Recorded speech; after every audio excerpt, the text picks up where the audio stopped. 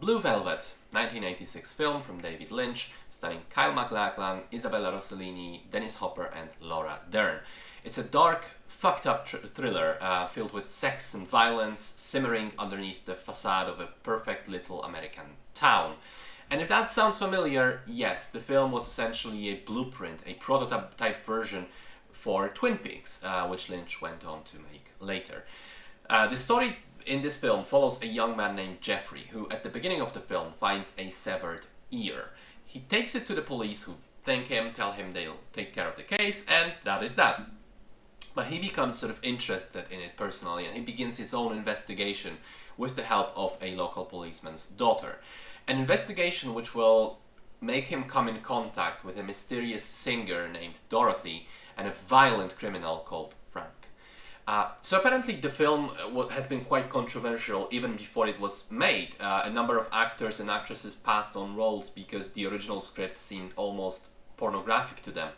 And apparently the film was much longer back then. Legend goes that there is an original 4-hour cut, later trimmed to the 2 hours released theatrically. And even in this shorter version, you can kind of see at least traces of all those controversies. There's a lot of unpleasant violence, there's a lot of sexual content, and there is even a bizarrely fucked up rape scene.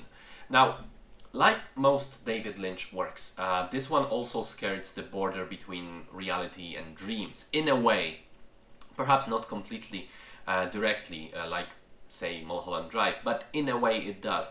I think that what Blue Velvet is primarily about is about this exploration of the dark side of humanity through the character of Jeffrey. He starts off innocent, and that side of him is constantly represented in the film by the character of Sandy.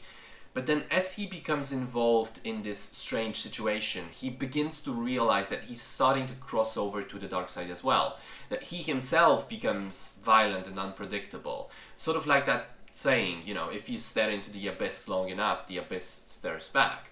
And so the conflict from being this external sort of crime story becomes very internal in Jeffrey. Which path will he choose for himself? Who will he become? Where will he end up?